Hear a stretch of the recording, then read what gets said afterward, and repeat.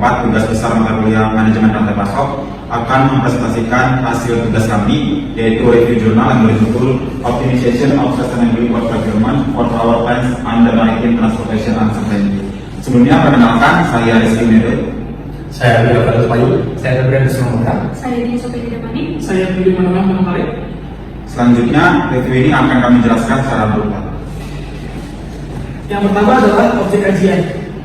Berdasarkan hasil review paper yang kita lakukan, pengadaan dan logistik batubara untuk pembangkit listrik berbasis pelabuhan atau port-based coal-fired power plants. Yang pertama adalah optimalisasi rantai pasokan batubara dengan mempertimbangkan efisiensi ekonomi dan keberlanjutan lingkungan. Yang kedua adalah pengaruh dari ketidakpastian transportasi maritim, kebijakan emisi karbon, dan fungsi terhadap pengadaan dan penyimpanan batubara. Yang ketiga adalah penerapan model optimasi stokastik untuk merancang strategi pengadaan dan transportasi yang efisien serta ramah lingkungan.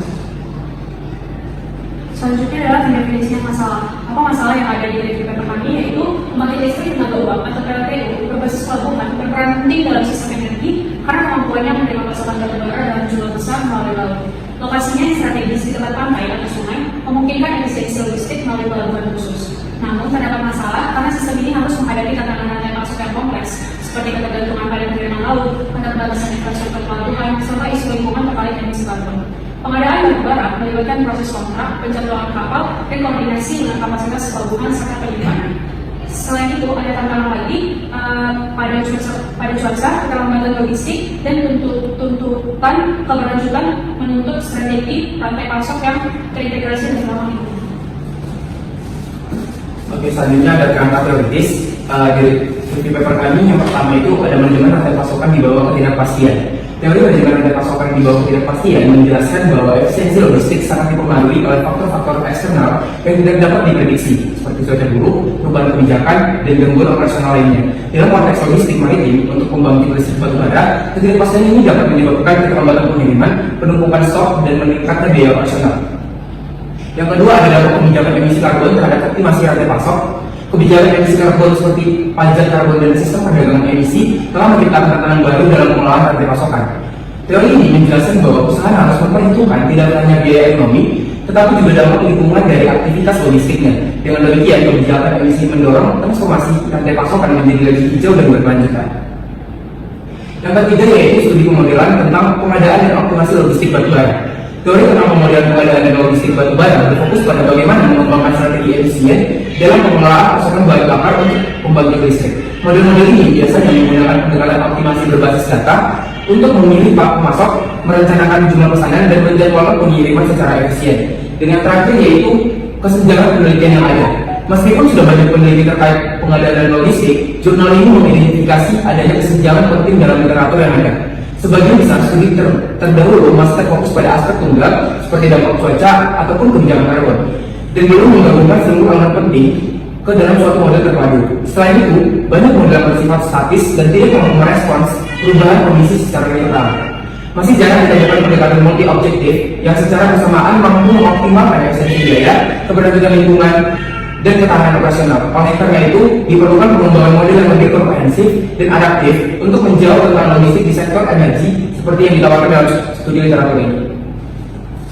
Berikutnya saya akan menjelaskan hasil analisis dimulai dengan performance model, mulai dari lokasi yang dimana dan merupakan ukuran pesanan pengadaan, N mengukur jenis batubara, T dengan ukuran interval waktu, S dengan mengukur skenario. Dan parameter yang ada mulai dari probabilitas, B pengadaan untuk pesanan, B penyimpanan untuk batubara, jumlah batubara, waktu penanganan untuk pesanan, emisi karbon yang dihasilkan, batas maksimum emisi karbon, koefisien biaya penalti, ada waktu kedatangan paling awal, ada konsumsi batubara jenis N pada interval waktu T, tingkat kejadian awal untuk batubara, tingkat stok pengaman untuk batubara, kapasitas maksimum limpahan batubara, dan jumlah dermaga yang tersedia. Dan berikut variabel perusahaan mulai dari variabel binder nilai 1 jika pesanan R tiba pada interval waktu T. Yang kedua ada variabel continuum. Berikut merupakan model matematis. Untuk kejelasannya dimulai dari 1 yang berguna untuk meminimalkan total biaya sistem, meliputi biaya pengadaan, biaya penyimpanan inventaris, dan penalti emisi karbon. Yang kedua dan ketiga berfungsi untuk menangkap ketidakpastian dalam urutan waktu kedatangan. Yang keempat, membatasi total emisi karbon untuk mematuhi persyaratan kebijakan. Yang ke-6, berfungsi untuk menentukan tingkat kesediaan awal dan memperoleh persediaan secara dinamis berdasarkan konsumsi dan pengisian ulang. Yang ke-7, berfungsi untuk memastikan bahwa sebuah persaraan mentahanis dan saat tidak memiliki kapasitas dapat berlaku pelan-pelan. Arti dari yang ke-9, mempertahankan tingkat persediaan dalam kapasitas penyimpanan maksimum dan data tingkat stok aman. Yang ke-10 dan ke-11, berfungsi untuk menentukan dengan kereta keputusan dan merupakan hasil eksperimentasi yang menggunakan software. Analisis data mengungkapkan bahwa peningkatan jumlah pesanan dan signifikan mengurangi biaya, seperti yang ditunjukkan oleh kasus di mana ini sama dengan 3 dan T sama dengan 26. Di sini tujuannya turun dari 164,8 yang dengan R 20 menjadi 18.848,36 dengan R 50 yang mencerminkan manfaat skala ekonomi dan peningkatan fleksibilitas dalam alokasi sumber daya dan untuk cakrawala perencanaan tetap misalnya T sama 26. Dan ketika permintaan batubara tidak konstan, tersedia pesanan pengadaan dan belakang memungkinkan listrik untuk memiliki opsi yang lebih hemat daya. Fleksibilitas ini dan memiliki pesanan yang optimal mengurangi total biaya dengan menggunakan strategi pengadaan dengan kebutuhan logistik dan operasional tertentu. Berikut merupakan grafik dari analisa sensitivitas dan dampaknya. Terbagi dalam 4 musim. Yang pertama itu ada dampak musim, yang pertama itu ada musim semi. Biasanya permintaan listrik sedang rendah karena suhu ringan mengurangi kebutuhan panas dan pendingin. Yang kedua ada musim panas, permintaan listrik tidak mengalami lonjakan. Kenapa? Karena peningkatan memang sistem AC.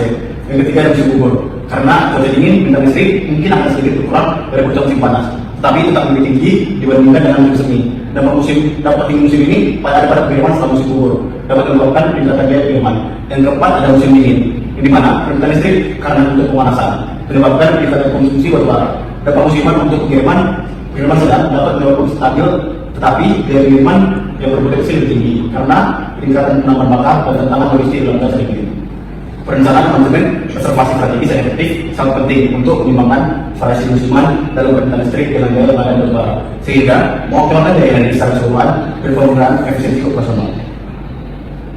Jelasan dari grafik kedua merupakan hasil ini menekankan bahwa kebijakan karbon tidak hanya berdampak pada sektor biaya, tetapi juga membentuk kembali prioritas strategis untuk pembangkit listrik, memaksa perubahan dari minimasi biaya jangka pendek ke jangka panjang dan perencanaan ketahanan. Analisis sensitivitas menunjukkan bahwa pendekatan seimbang mempertimbangkan kelayakan ekonomi dan tujuan lingkungan sangat penting untuk membawa tekanan ganda dari stabilizer dan kepatuhan.